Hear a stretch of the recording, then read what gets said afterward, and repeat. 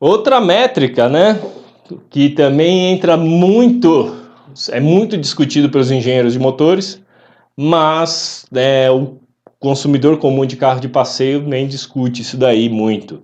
Mas o consumidor profissional, ou seja, o frotista, o que a gente fala o comercial, né, o consumidor comercial de ônibus, caminhões, geradores, área marítima, ele enxerga muito essa parte de consumo específico.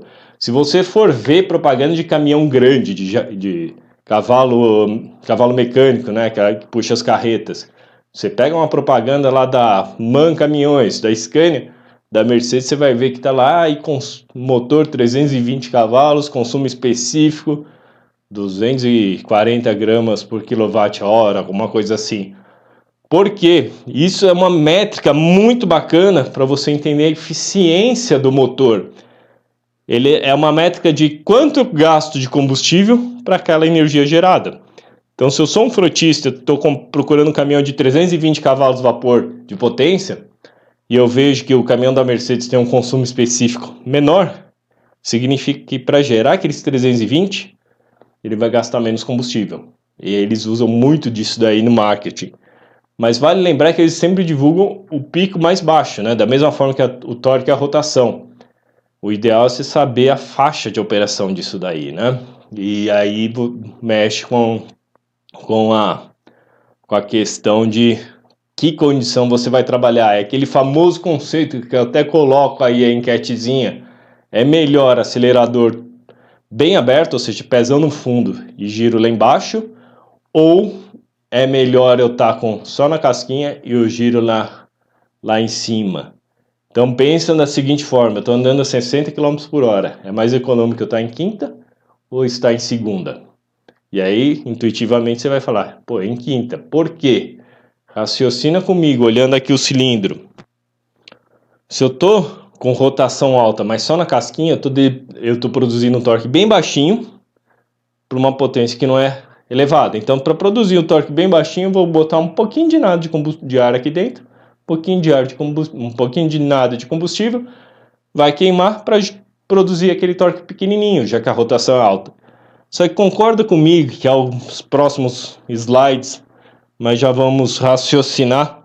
Concordo que quando eu queimar o combustível aqui, se é só um pelinho de combustível, boa parte dele vai perder energia só em calor para o cilindro. O que sobrar de diferença de temperatura, ou seja, de energia, é que vai empurrar o pistão. Então vou ter sempre uma perda constante de energia. Não importa se eu estou só na casquinha ou se eu estou com o pé embaixo.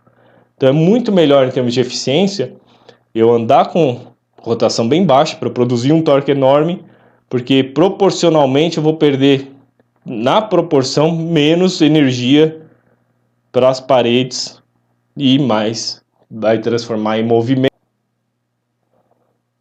Além disso, aquele conceito, né, que quanto maior o motor, maior é sua eficiência. Tem um videozinho que eu vou até colocar o link aí do que a gente fez para o Best Cars sobre os 3 cilindros. Por que isso? Tem a ver com área e volume. Um videozinho que está até o link no YouTube aí para vocês compartilharem com os amigos também. Mas a grosso modo, via de regra do dedão, você tem um monte de coisas, né, que influenciam. Quanto maior o teu motor, mais eficiente ele é. Vindo aqui para a lousa, para a gente discutir isso aí mais na prática. Raciocina aqui comigo, didaticamente. Não vamos falar números precisos, porque aqui no caso que eu vou falar, um Fiesta, aquele motor já não tão mais atual, 1.6 ou 1,6. Ele produz lá fora, aqui no Brasil produz um pouquinho mais, por causa do nosso combustível, mas lá fora ele produz 125 CV. Vamos arredondar para ficar mais simples didaticamente. Esse carro, também arredondando, faz mais ou menos 10 km por litro na cidade. Mais ou menos, certo? Agora vem para cá pensando naquelas motinhas da Honda CG 125 cilindradas.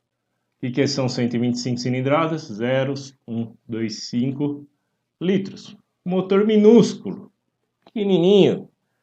Esse motor produz exatamente 12 cavalos vapor, 12,5 cavalos vapor. E aí eu pergunto, quanto que é o consumo desse carinha na cidade? Depende do tamanho do cara em cima da moto, né? Um cara do meu tamanho, mais ou menos, seria um consumo muito maior. Mas um magrelinho ali consegue um consumo melhor porque o peso do condutor tem grande influência. Então, arredondando aí, para efeitos didáticos, 40 km por litro.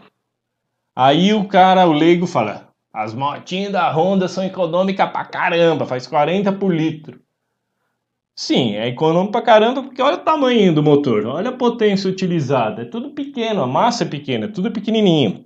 Agora imagina o racional que eu quero passar para vocês aqui embaixo.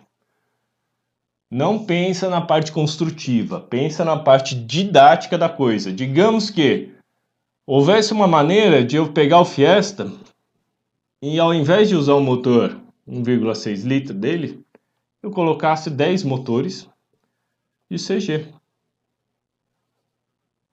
Dariam os mesmos 125 cavalos. Não pensa na construção disso, pensa didático. Multipliquei, né? 10 vezes. Com isso, o desempenho que eu teria desse carro numa estrada ou numa pista seria igual, porque eu tenho a mesma potência produzida. Mas qual que seria o consumo?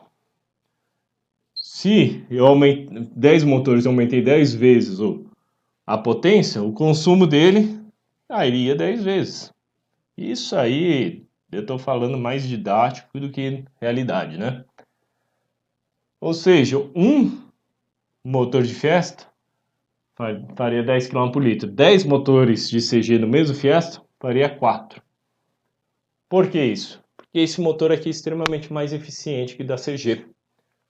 E não só por causa do volume, né? Porque a regrinha que eu até falei do vídeo que está no YouTube, quanto maior, mais eficiente, mas também pela tecnologia embarcada nesse motor, para visar eficiência. Então, se você pegar, por exemplo, os caminhões enormes aí, e falar, não, eu vou botar 2 motores de Ranger no lugar que vai dar a mesma potência. Você vai fazer bobeira, vai gastar muito mais do que o motor original, que é muito maior, tem uma cilindrada muito maior e é muito mais eficiente.